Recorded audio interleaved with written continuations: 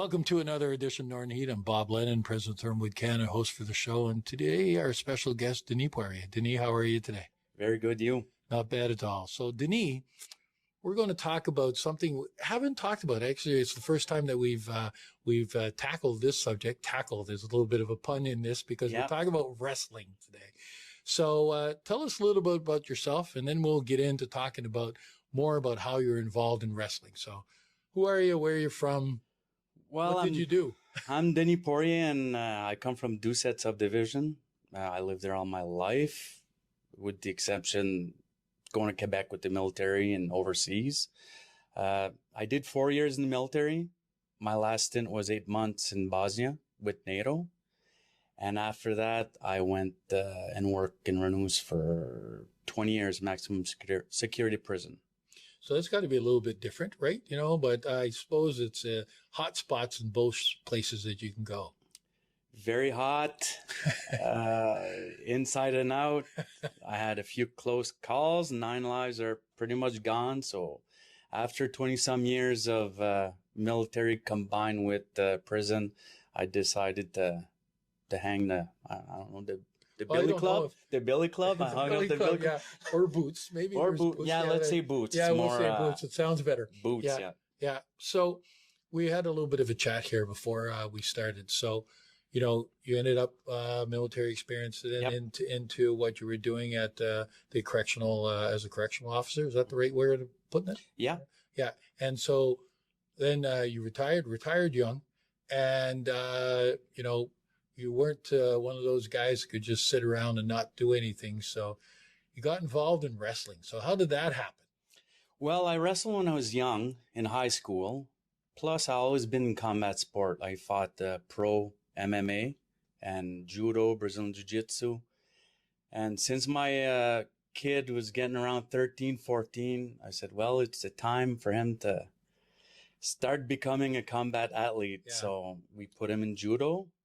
And after that, wrestling once he got in high school. That's really when I started getting involved with it. Okay. Yeah. So we're talking about this. And so you're involved in not just BHS, but also ESN and is it the community? I forget what the acronym on your shirt is all about. It's Club de Lutte Acadie Bathurst. It's been around for over 40 years, and we have a pretty big pedigree. We had or have national athletes, medalists, international athletes, and we won quite a few banners as teams too. Because, and this is how you ended up sitting in that chair, because one of your friends talked to me about the work that you're doing with the kids and some of the records that you've been achieving in the last little bit, because you've been winning something for the last little bit here. What's all that about? Well, we're in a 15 tournament champion streak. We haven't lost in almost 2 years as a club and as ESN. BHS, brand new rookie team this year. We got like 13 wrestlers from BHS, all rookie. I went there at noontime and I start banging at doors and trying to get some BHS wrestlers. So they're brand new and they'll probably be winning banners in a couple of years too. So I'm sure there's just not one wrestling championship. There's a number of different ones. There must be regional ones, provincial ones, and the national ones. Is that, and then international ones too? There's high school. And then, like you said, there's regional, provincial, nationals, and it goes on and on to Olympics. Like my son just came back from California. He went with Team Canada to train at a big Olympic facility there during Christmas. So. Oh, really? Yeah. Okay. Yeah. Okay. So does he have a chance of being on the Olympic team here? It's a long road, but he's one of the brightest stars in Canada right now. He's been winning the last 4 tournaments, and he's been all over the world, actually, Guatemala, Africa. And how old is he? 21. This is amazing. Yeah. Yeah.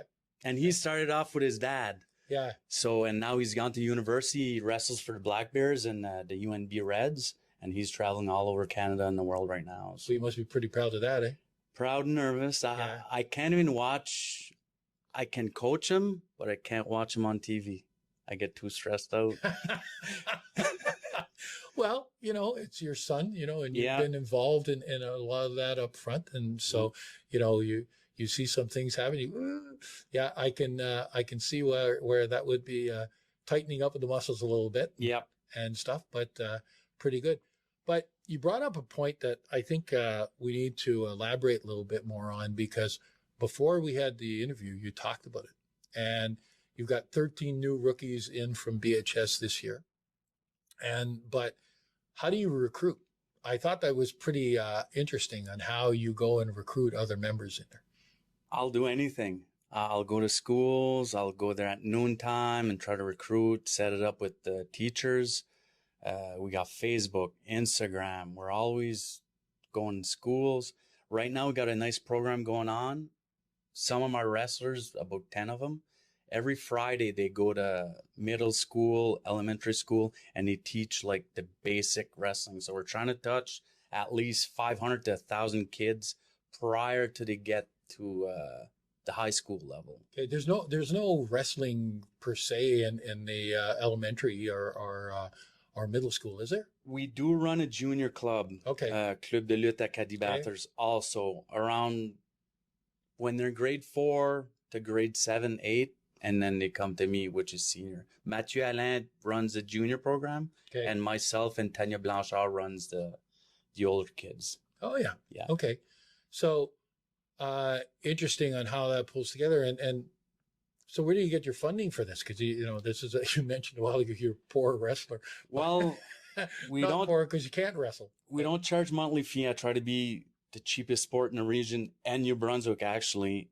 And we get funding from Richelieu, and different companies give us some money so we could go on to tournaments and fund nationals. We always bring 4 or 5 to nationals, wherever it is, Calgary, Vancouver, and we always do great there too. We always medal. For a club that has pretty much no budget, we pack quite a punch.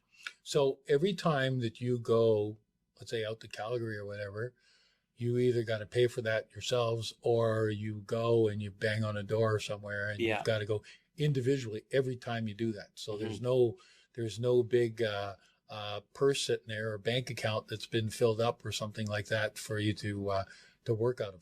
Not every time, January, February, we're starting knocking at doors. Even our kids that go to national, they bag groceries. There's a store in Tirocher was really good. Whatever they bag, they get the money off people that does their grocery that day. And we do what we can. And like I said, we always put a quality product wherever we go. We're renowned through Canada. When you see our logo, they say, we're in for a tough fight. And they call us the Vikings from the North. So we got a pretty tough reputation when we go. Well, that's good to know. And some, these are things that I didn't even know existed, and like you said, wrestling is not something that we know a lot about, but it's got a lot of benefits, right? So, you're helping a lot of kids. Some kids might be in trouble or whatever, and this is a good way of straightening out. Well, as a coaching philosophy, I don't just look at wrestling. I want them to be better humans. A lot of times I get calls after they leave my wrestling room after grade 12. Hey, I'm in the military. Hey, I'm here. I get a lot of call back. Hey, I'm getting married. And that's my goal at the end. Yes, we're going to win medals. We're going to nationals. We're doing all kinds of stuff. But the importance is after. And they say the best workers are wrestlers. In the States, it's a proven fact. If your resume, you're a wrestler, they know you're going to work hard because it's a grinding sport. Yeah. Well, when you think about it, everything you've got to go through. And so how many times a week are you out there with the kids? Right now, we do 3 practice a week and a tournament pretty much every other weekend. But when we get ready for nationals, we up the tempo there 4 or 5 times a week. Plus, you do conditioning on your own time and weightlifting on your own time. So it's a lot of... it's grueling. Yeah, it is. Yeah. So you've got to be focused on wanting to do it and wanting to do it. Mm-hmm. And there's weight management. You got to do a certain weight for a tournament. It's not you go in and you lace your shoes up and there's nutrition, there's psyche. I got to make weight. There's a lot that revolves not just training, but the mental part too. Well, which is a combination of the things that can help any young person out too. And so, is this mixed, girls and boys, or just boys? Well, the boys have divisions and the girls have division too. And it goes by weight. Let's say we go in kilos, so 65 kilos, 70 kilos, 75 kilos. That's how. But in the club, though, you have both boys and girls. Oh, anyone wrestles against anyone. We have a girl, Brittany Levine. She's scary on the mat. She'll put some boys to shame. I'm telling you, she's one of the top in Eastern Canada. And it just amazes me that, when you're saying one of the tops here and tops there and stuff like that, is that this is all coming out of our area. Yeah. And which is important. Mm-hmm. And we always put people on Canada Games team. We're always everywhere. Like I had 4 going to Canada Games in St. John's this summer. And prior to that, I had 3. And anyway, it's incredible the results we're getting. Really. So if anybody wants to get a hold of you, they got a whole big bag of money here that they want to put in a bank account for you to help you out with the program and help the kids out with the program. How could they get a hold of you? Well, they could go on Instagram, and I got my Club de Lutte Acadie Bathurst on there. Okay. Or you have a Facebook account too? Yes, there's a Facebook Club de Lutte Acadie Bathurst. So if they go on any one of those social media platforms, they'll find you? Yeah, very easily. Yeah. Okay. So there's a way that you want to help out this club, because I think they're doing a lot of great things for our kids here. That's one of the things that I'm getting out of all of this, is that at the end of the day, you're making a better place for some of our kids. And the money goes all to the kids. We try to make it the cheapest. Like I said, I want everybody to participate, and the more money, the better, I guess. Yeah.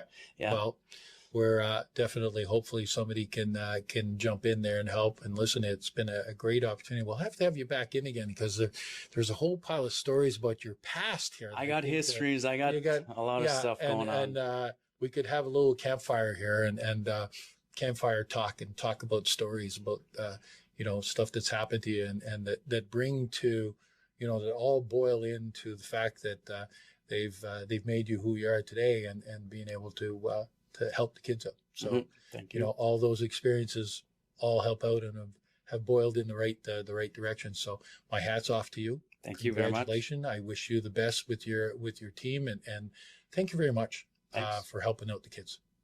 Thank you very much. Thanks for the support. Well, no problem. And hopefully there's more people out there that will support you and be out and pay attention to what's going on when they see the young man or young lady that's at the grocery store packing bags trying to make a penny for going out to Calgary or going out anywhere for one of these tournaments. Well, what's funny, a lot of times we go across Canada, we're more renowned and known in another city than our own. But wrestling is not a known sport, and that's what it is. Yeah.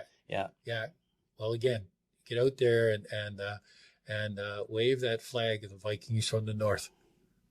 Thank you very much. Yeah. And there we have it. Another edition of Northern Heat for this week. The place you come to listen to those stories that haven't been discovered yet.